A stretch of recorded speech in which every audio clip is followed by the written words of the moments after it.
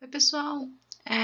Na aula de hoje a gente vai começar a falar sobre conservação de massa e a gente vai utilizar uma abordagem que é integral. Então, a gente vai estar utilizando. Tem duas abordagens: existe a abordagem integral e a diferencial. A gente começa olhando então a abordagem integral hoje, que é um pouquinho mais simples. Para a gente poder entrar nesse assunto, é interessante que vocês tentem lembrar aí algumas leis de conservação. Então, sobre a conservação da massa, conservação da energia, conservação da quantidade de movimento, que são assuntos que são mais principiantes aí da engenharia química. Mas, no geral, o que a gente precisa saber é que a gente vai ter conservação de massa e a gente vai estar olhando para um volume de controle ou para um sistema que a gente vai estar analisando e vai estar aplicando as equações integrais para poder conseguir determinar a equação e conseguir analisar um problema utilizando aí o princípio da conservação da massa. Então, o princípio da conservação de massa, ele é aquele que a gente já sabe, a maioria já conhece, que a quantidade de matéria ela vai ser conservada ou a gente vai ter uma transformação aí no decorrer do processo. Então, é aquele ditado que a gente já sabe, que na natureza nada se cria, tudo se transforma. Então, se a gente não tem transformação, se a gente tem um volume de controle, tudo que está entrando tem que ser igual ao que está saindo, ou a gente vai ter acúmulo. Então, por exemplo, se vocês ligarem uma torneira e colocarem um balde embaixo, vocês vão ter uma entrada no balde de água e não vão ter nenhuma saída. Então, a gente vai ter um acúmulo positivo. E aí, se esse nosso balde tiver uma torneirinha e a vazão dessa torneirinha for maior do que a que está entrando no nosso balde, a gente vai ter um acúmulo negativo, a gente vai ter um esvaziamento desse balde. E é isso que a gente vai estar colocando agora em matemática, então formulação de equacionamento aí.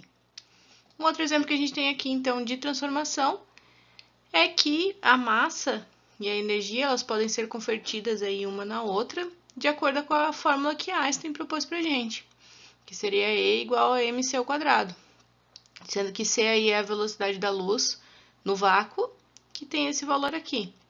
No nosso caso aqui, a gente não vai entrar em detalhes com transformação de energia, a gente vai estar focando em conservação de massa, aliás, não transferência, conservação de massa. Então, em como que a massa vai estar se comportando, se a gente vai ter acúmulo ou não, e a gente não vai estar trabalhando com transformação nas nossas deduções. Então, a gente vai ter que entra menos o que sai vai ser igual ao acúmulo. E é aí que a gente vai estar trabalhando. Então, partindo do princípio de conservação de massa, a gente sabe que a quantidade de matéria que vai estar escoando através de uma área de seção transversal, num decorrer de espaço de tempo, ela vai ser chamada de vazão mássica. Então, a vazão mássica, a gente já definiu ela anteriormente, ela é aquela que é o m ponto, e ela vai ser ρ vezes velocidade vezes a área. Lembrando que velocidade vezes a área aqui, então, é a vazão volumétrica. E a vazão volumétrica é dada em metro cúbico por segundo no SI, e a vazão mássica é dada em quilogramas por segundo. Então, agora o que a gente vai fazer é avaliar essa vazão mássica para um elemento de área diferencial, ou seja, aquele elemento bem pequenininho que a gente vai estar deduzindo nossas equações para depois transformar para o volume todo. Então, para o nosso elemento, a gente vai ter aqui, ó, que a vazão vai ser um pedacinho da vazão mássica. A densidade a gente vai estar considerando como constante aqui dentro do nosso volume. A gente vai ter uma velocidade que vai ser uma velocidade normal a essa área. A gente já vai falar sobre ela também. E a área, ela não vai ser mais a área toda, ela vai ser um elemento de área da seção transversal. Então, o componente normal da velocidade vai ser normal a essa área de seção transversal que a gente tem aí. Então, se eu tenho aqui a variação mássica para um elemento diferencial de área, se eu integrar nessa área toda, eu vou conseguir achar qual que é a vazão mássica nesse ponto do escoamento. Então, aqui eu vou transformar essa minha vazão mássica diferencial em uma vazão mássica total aqui para essa área. E aí, o que eu tenho que fazer é integrar na área esse meu elemento de massa de variação mássica aí, e eu integrar o lado de cá todo da equação também. Então, eu vou integrar aqui o ρ vezes o Vn, que é o componente de velocidade, vezes dAst, que a integral de dA vai ser aqui para a gente a área da seção transversal. Ou seja, se eu conhecer a velocidade média, se eu puder estimar isso aqui como sendo velocidade média, ou se eu tiver um perfil de temperatura que me represente essa velocidade, eu consigo colocar aqui na equação e integrar, e aí achar qual que é a expressão para vazão mássica. Pelo princípio da conservação da massa, a gente sabe que tudo que está entrando ou saindo de um volume de controle em um determinado tempo, vai ser igual a essa variação que a gente vai ter, que pode ser um aumento ou pode ser uma diminuição de massa dentro desse volume. Isso se a gente desconsiderar totalmente aí as transformações, né? Então, não tendo geração, não tendo nenhuma mudança química, a gente tem que o princípio de transformação ele vai ser toda a massa que entra no volume de controle no tempo que eu estou analisando, menos toda a massa que sai deste volume de controle, vai ser igual à variação total aí dentro do volume.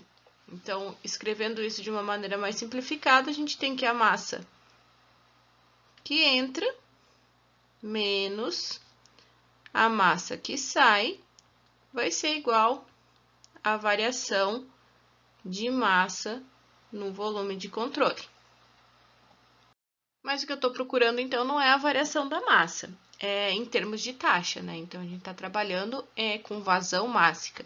Então, para eu escrever a vazão mássica, então, vai ser a vazão mássica que entra, lembrando, tem um pontinho em cima, menos a vazão mássica que sai, vai ser igual à variação de massa agora também, mas agora é uma diferencial aqui, de massa no volume de controle, só que isso aqui vai ser dependente do tempo. Então, a vazão mássica ela é uma variação de massa por tempo. E aí, eu consigo integrar no volume e consigo encontrar a vazão, a massa que saiu aí, que variou dentro desse volume. Então, a massa no volume de controle, ela vai ser igual a integral, agora não na área, no volume de controle, de ρ dV. Ou seja, eu vou entregar no volume todo para saber o quanto que variou de massa nesse sistema que a gente está analisando. E ainda em função da taxa, a gente pode escrever que a variação de massa no volume de controle em relação ao tempo, ela vai ser igual a diferencial em relação ao tempo da integral no volume de controle ρ dV, que é essa expressão que a gente teve aqui em cima, a expressão 7. Então, só substituindo aqui, a gente chega na expressão que a gente tem na variação de massa para o volume de controle. E aí, a gente pode retornar essa equação 8 aqui, lá para cima, para a equação 6. E a gente vai ter aí definido qual que é a expressão do acúmulo. Aí, o que mais falta para a gente olhar na nossa equação é o componente da velocidade, o componente Vn. Então, a gente precisa analisar porque o ângulo de saída da velocidade ele pode estar variando conforme a gente está olhando para a área de seção transversal. Então, dependendo se está entrando ou saindo, vai ter um sinal esse nosso componente. Então, para poder representar matematicamente, a gente vai dizer que o componente normal, ele é o componente de velocidade multiplicado pela normal daquela área. Que isso aqui é a mesma coisa que pegar a velocidade e multiplicar pelo cosseno de θ, que é o ângulo que vai estar formado entre essas duas velocidades, o componente normal e a velocidade. Então, para exemplificar, a gente tem aqui uma área qualquer, um volume qualquer, e a gente vai estar dando foco para essa área de seção transversal aqui que está destacada em azul. A área estando aqui, a normal dela vai estar nessa direção aqui. Então, saindo do plano sempre, então esse daqui é o vetor normal. E agora eu vou olhar os dois casos possíveis e vou analisar o que vai estar matematicamente representando para mim.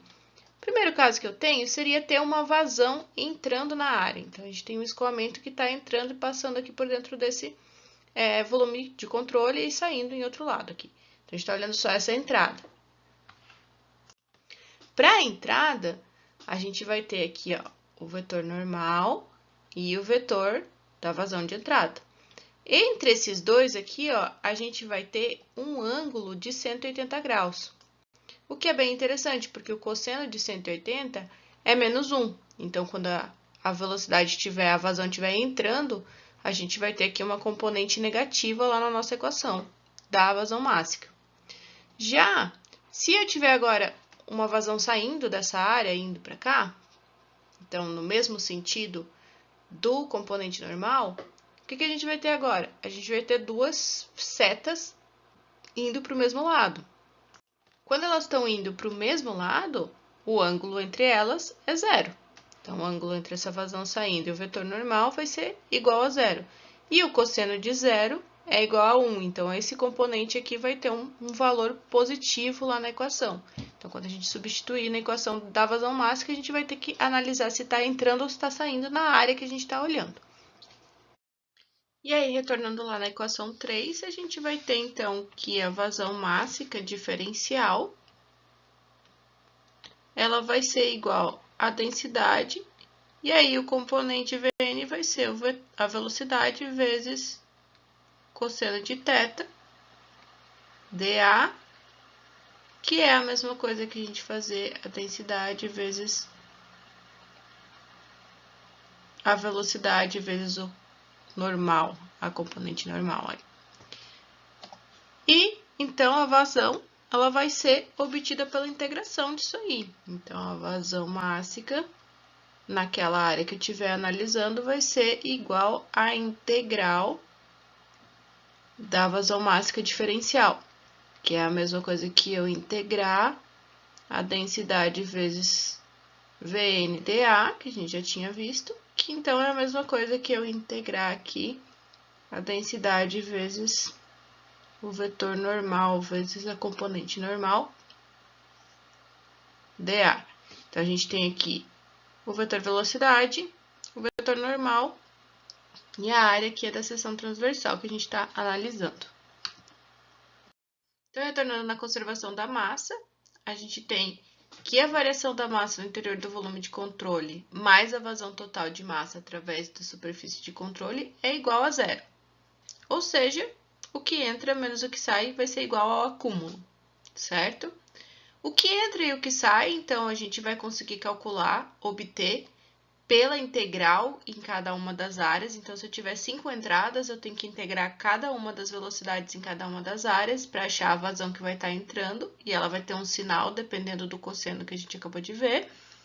E se estiver saindo, também vai mudar o sinal, mas se eu tiver, por exemplo, 5 ou 6 entradas, eu tenho que fazer 5 ou 6 integrais em cada uma das saídas para poder saber qual que é a vazão máxima que está saindo.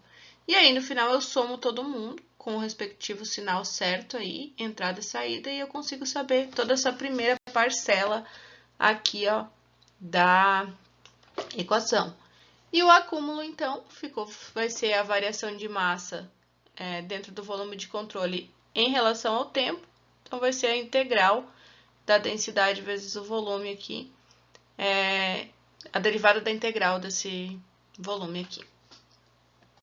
Então, se o sistema tiver mais de uma entrada e mais de uma saída, o que a gente vai ter, então, aqui vai ser d dt, integral no volume de controle de ρdv, que é o acúmulo, mais o somatório de saída, ρ, vezes agora em módulo, porque eu já coloquei o sinal ali fora, vezes a área.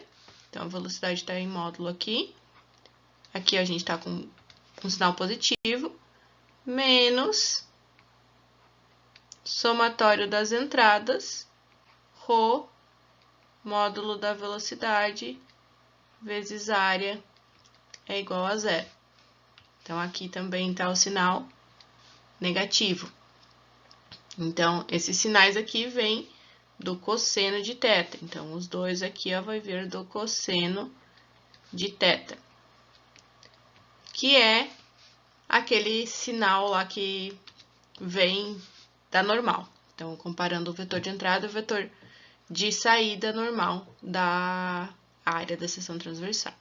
Então, para deixar um pouquinho mais limpa aqui a equação, a gente vai ter aqui derivada em relação ao tempo no volume de controle de ρ dV vai ser igual ao somatório da vazão de entrada menos o somatório das vazões de saída. Então, só passei para cá na equação e renomeei como vazão de entrada e vazão de saída, ok? Então, aqui vai ficar um conjunto de exercícios para vocês estarem fazendo. O primeiro eu vou estar resolvendo aí no próximo vídeo, mas ele já está aqui para quem quiser dando uma olhada, e a resposta esperada está aqui embaixo também. Então, vocês têm que aplicar essa equação aqui, ver as considerações que tem que fazer, ver quantas entradas, quantas saídas, qual que é o sinal de cada uma delas, e depois tem que substituir ainda a equação da área, para poder, área cilíndrica, né? Para poder encontrar essa equação aqui da velocidade 1.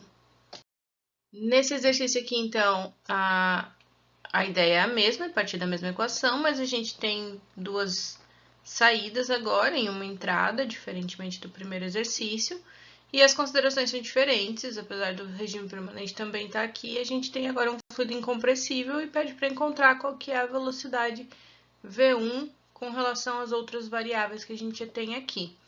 Uma observação que vocês precisam estar tomando em consideração aí para poder resolver o exercício é que a angulação aqui da tubulação, quando olhando só a normal, não vai variar para a gente, então não vai influenciar para a gente, porque a velocidade está saindo desse plano aqui que está inclinado. Então, para calcular a vazão, não vai influenciar em nada.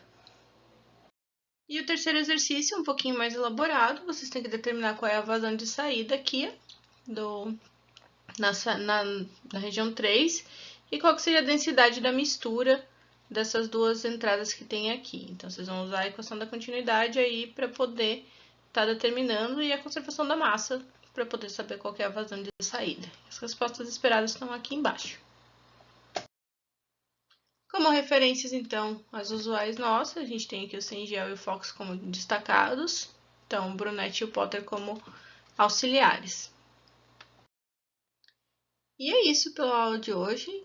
Fiquem de olho aí no exercício que vai estar na próxima aula, no próximo vídeo. E até mais!